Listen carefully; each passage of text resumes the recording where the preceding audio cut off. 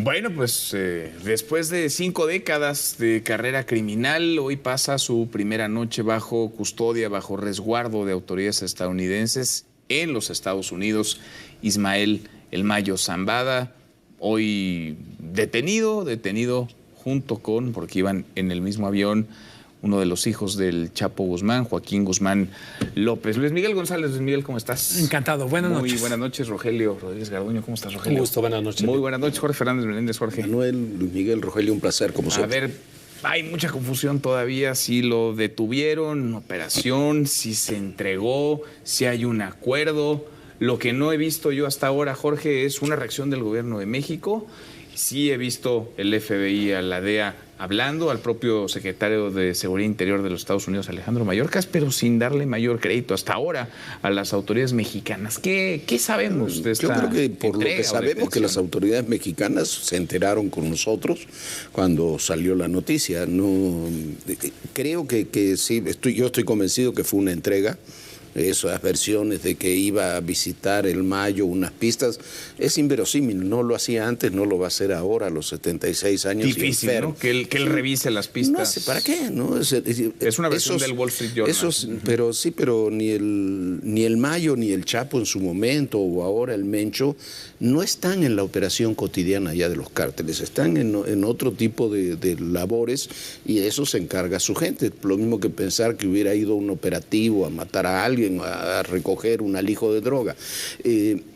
Yo creo que se entregó, tiene toda la lógica, la información original es que se entregó, no por eso ni el Homeland Security, ni el FBI, ni la DEA, ni ninguno dice qué ocurrió, no dicen que fue detenido, fue una entrega y como dice el New York Times, probablemente un proceso bastante largo de negociación con el Mayo Zambada. Que hay que entenderlo en medio de un conflicto interno del propio cártel de Sinaloa muy profundo, los Chapitos por una parte, Aureliano Guzmán, el hermano del Chapo, por la otra, el propio Mayo y la gente de Caro Quintero, que está en la zona de Sonora, pero que está enfrentado con todos ellos. Entonces, no es descabellado que se hayan entregado, no es descabellado que veamos al Mayo como testigo protegido, como está su hermano, como está su hijo. No es lo de Ovidio, que ya no está en la cárcel, es que lo deben haber movido a otra cárcel. El 1 de octubre es la segunda comparecencia que tiene que tener Ovidio. Y ya estaba el rumor de que tanto Ovidio como el Nini se iban a convertir en testigos protegidos. Entonces, todo el mundo termina de testigo protegido. De testigo protegido. Y yo creo que es el fin de una época del narcotráfico en México. Sí, porque es de alguna manera una leyenda del narcotráfico mexicano, en el mundo también, Luis Miguel. Sí, parte de la leyenda tiene que ver con las narcoseries, hay que decir. Una parte es lo que hizo él y otra los guiones. Sí, lo que le fueron agregando. Hemos estado muy, obsesionados con esos temas. A mí me gustaría enfatizar los tiempos de la entrega. Le vienen bien al gobierno de Biden y un poco al arranque de campaña de Kamala. Hay que recordar esta misma semana, ayer el tema eran estas declaraciones de Trump de la petrificación o parálisis del gobierno mexicano frente a los narcos. Decía, en 2 minutos el narco podría quitar al presidente de México. Y entonces yo creo que frente al mensaje de Trump de yo literalmente podría ir allá y detenerlos, se traen un trofeo que no es cualquier cosa. No es menor. Como es una leyenda.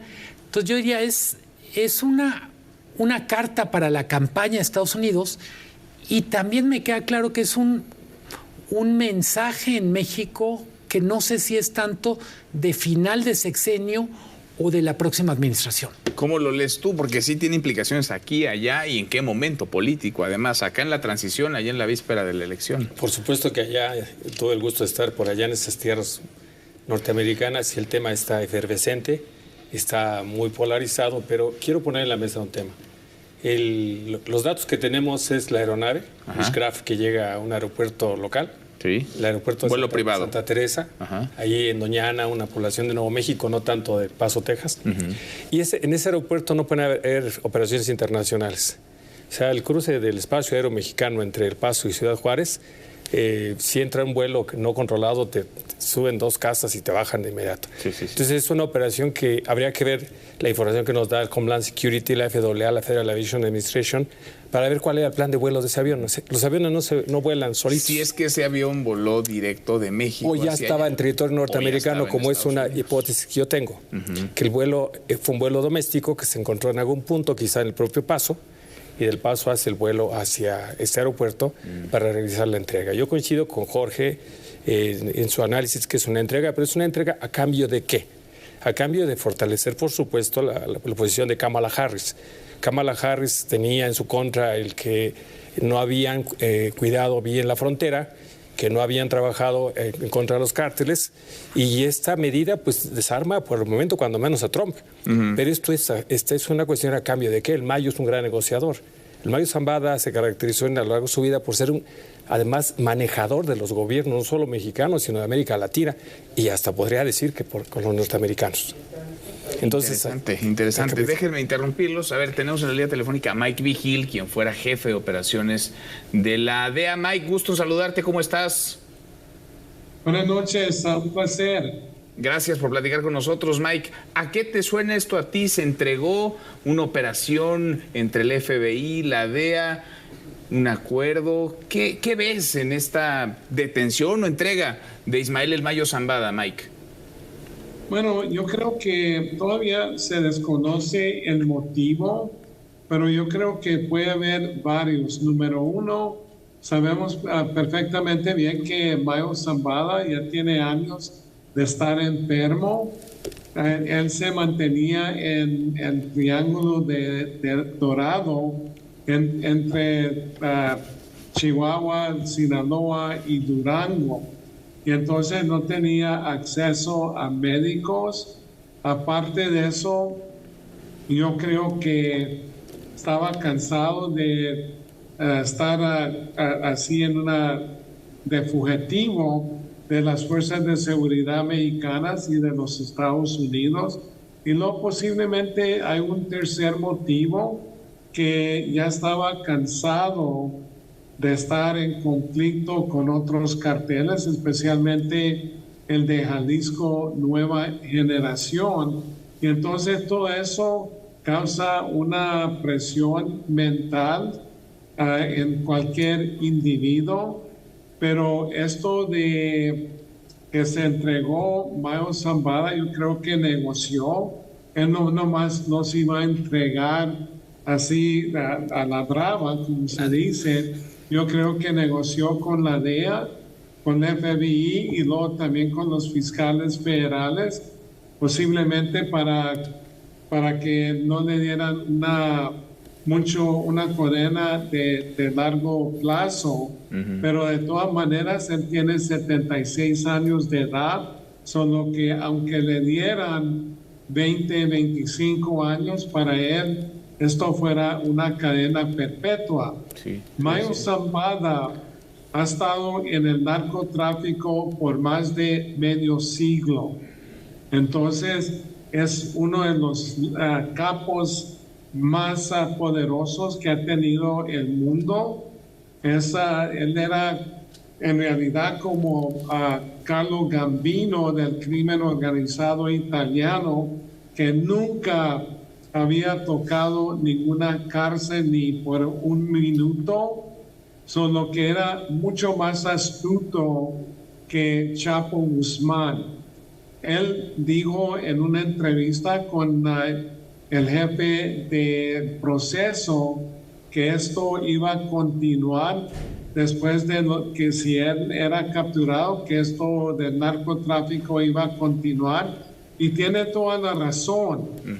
Porque el cartel de Sinaloa se formó aproximadamente en 1989, cuando se capturó a Miguel Ángel Félix Gallardo y se fragmentó el cartel de Guadalajara y se formó el cartel de Sinaloa. Entonces, digo que esto no va a tener mucho impacto la entrega de Mayo Zambada. Pero es un símbolo, Mike, porque es un trofeo que seguramente alguien querrá presumir, ¿no? Es un nombre muy llamativo. Sí, totalmente. Es un trofeo simbólico, pero nada más. Porque, por ejemplo, cuando fue extraditado a Chapo Guzmán, no tuvo ningún impacto en el cartel. Es el cartel más poderoso que ha existido en el mundo. Ahora operan en 6 de los 7 continentes. Para mí, no me importa nada de trofeos y cosas simbólicas.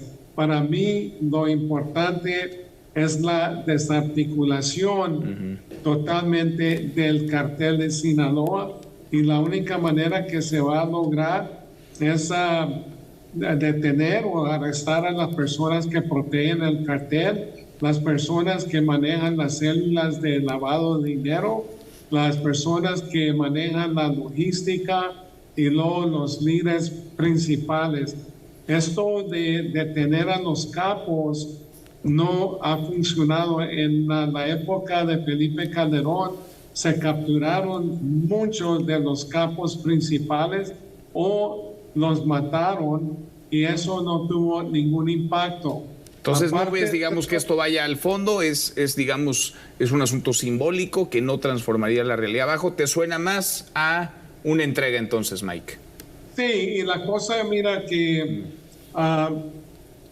yo creo que esto, y aparte de la captura, nosotros aquí en los Estados Unidos tenemos que mejorar la situación y disminuir el consumo de droga, porque ese es uno de los problemas más grandes. Sin duda.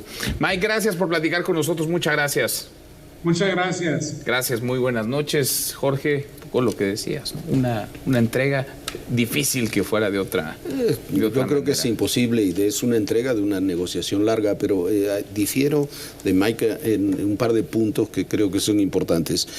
Primero, sí tiene repercusión. Eso de decir que capturar a los capos no tiene repercusión porque el cártel sigue, sí, lo sabemos que el cártel sigue, como siguen otros movimientos, pero la captura de los capos le dificulta la operación. ¿Por qué? Porque tienen mucha información. Y segundo, mucha gente ha repetido ahora esta entrevista que tuvo don Julio Scherer con el Mayo diciendo, si me matan, la única que ha dado, si me matan o me capturan, el narcotráfico sigue. Pero aquí ni lo mataron ni lo capturaron, se entregó. Y si tú te entregaste a los Estados Unidos, como lo decía Rogelio, tú tienes que haber tenido una negociación, y esa negociación es a cambio de algo, y lo único que tiene para entregar es información. Y tiene información de medio siglo, sobre todo en los últimos años, de lo que ha ocurrido. Y esas entregas o esas negociaciones, esos juicios, esos que de pronto se convierten en testigos protegidos, ¿le están aportando algo? Porque ya hemos visto un montón de criminales, de narcotraficantes mexicanos que van a dar a Estados Unidos, declaran, se convierten en testigos protegidos, echan de cabeza a otros, quedan en libertad. ¿Sirve de algo? ¿No sirve de nada? ¿O sí sirve? Si el balance fuera qué ha pasado con las organizaciones criminales, uno diría no. Tenemos más violencia, tenemos organizaciones más poderosas. Creo que en cualquier caso sí cambian el equilibrio de fuerzas entre el gobierno de Estados Unidos y el gobierno mexicano. Es decir, cuando dice Jorge, tiene medio siglo, yo diría, para los estadounidenses yo creo que ya les da lo mismo lo que ha de haber pasado en tiempos de la Madrid, Lo de García Luna ya está descontado, lo del Chapo ya está descontado. Pero, sí, exacto. Pero información más reciente sí puede cambiar el equilibrio de fuerzas. Yo digo, es un golpe que tiene, yo digo, cuando decía Mike Vigil, es que lo simbólico no me importa, pues probablemente sea la única persona a la que no le importe. Pues sí, importa para las campañas, importa en la relación de gobiernos, y me atrevo a decir, importa en el equilibrio de fuerzas en ambos gobiernos. Creo que mucho del tema, la respuesta a Trump ayer fue: necesitamos cooperar, pero también que se respete nuestra soberanía. Con cosas como esta hace muy difícil manejar una tesis muy simplona de defensa de soberanía. Porque además es el golpe mediático, ¿no? Es No, un golpazo. y además demuestra que una operación de inteligencia, pues esta es una operación de inteligencia, te rinde más frutos que bombardear con drones los laboratorios, como decía Trump, aunque quizá habría que tomar las palabras de Mike viniendo de quien vienen, es decir, alguien que trabajó muchos años en la DEA, y quizá esa sea la visión, la opinión de muchos agentes de la DEA que están desplegados, que están lejos de terminar, digamos, con esta captura o con esta detención o con esta entrega. Es decir, ellos quieren ir más allá, y eso se alinea también con un proyecto en la elección estadounidense en donde seguramente con mucha más dureza querrán intervenir. Perdón, y un proyecto de vigil que no es el que tienen los mandos de la DEA actualmente, porque él está enfrentado con los actuales mandos de la DEA, ¿no? Por supuesto, pero a mí me parece... Además la DEA está peleada entre ellos. Sí. A mí sí me parece que hay un beneficio para Estados Unidos. Primero que nada porque las detenciones traen aparejadas incautaciones de recursos económicos que no México. Digamos, los juicios del Chapo, los juicios de García Luna son cantidades exorbitantes de millones de dólares que el gobierno de los Estados Unidos tiene en control y que México no lo tiene. Por un lado, ese tema es importante. El Mayo Zambada, ¿qué va a dar a cambio? ¿Qué fuentes financieras? ¿Qué nexos? ¿Qué control? Y un último punto. A ver, nada más déjame interrumpirte. Después de 50 años de carrera delictiva, a los 76 años terminar echando de cabeza a alguien. No va por ahí. Me parece que el que está enfermo, que fue debilitado ciertamente con capturas, que además quizá está jugando una estrategia última alguien dice, para que esté en hospitales norteamericanos de alto nivel, ya no perseguido, o simplemente toma la decisión de hacer un retiro. Hacer un retiro negociado. O sea, ¿qué viene después de ser testigo protegido? Un par de años se desaparece. Es lo que hemos visto a lo largo de la vida. Entonces puede ser por ahí. Pero tú no te puedes entregar, no puedes llegar a un acuerdo. Sí, seguramente eso es lo que buscas. Si no vas a dar información. Si no vas a dar información. Pero eso información e incluso recursos, como tú dices. Venir a dar información después de 50 o si el Cárdenas, años, que lo acaban de liberar, paradójicamente ahora entregó $50 millones en efectivo, que los entregó en México y se lo llevaron clandestinamente a los Estados Unidos hace 20 años. ¿No? Yo creo que hay muchas operaciones, pero es información, y hay información que algunas será judicializable, pero te hace otras lógica, información Jorge, de inteligencia. Te hace ir a soltar información a los 76 años, después de 5 décadas de carrera delictiva, huyendo, nunca visto, nunca detenido. Su hermano y su hijo son testigos protegidos. El Vicentillo y Jesús Zambada son testigos protegidos. Tiene propiedades. Los detuvieron acá en México. Sí, los extraditaron a los Estados Unidos y se convirtieron en testigos protegidos. Declararon contra el Chapo, que es su compadre. Ahora, el Mayo parecía inalcanzable. El padrino del Vicentillo es el Chapo. Sí. ¿No? Y el Mayo, hay que recordar, eso es cierto, está enfermo, está en una lucha muy violenta, lo quieren matar sus enemigos. Pero lo han querido matar desde hace cuántos años. Pero a ver, no sé. Pero... En este caso, un poco a tu pregunta, yo diría los incentivos para tronar a través de información a gente que lo está intentando matar hasta ayer son altísimos. Digo, él probablemente en un enfrentamiento armado ya llevaba las de perder, sí. Pero pasa a tener una posición de poder frente a quien lo estaba persiguiendo hasta... A mí me sigue sin cuadrar mucho de esta historia. Por eso vamos a ver ahorita Jorge y veamos El Padrino. Vamos a ver Michael Corleone. Es una buena noche para verla hoy. Gracias, Jorge. Rogelio, gracias. Luis Miguel. Hasta mañana. Pásale.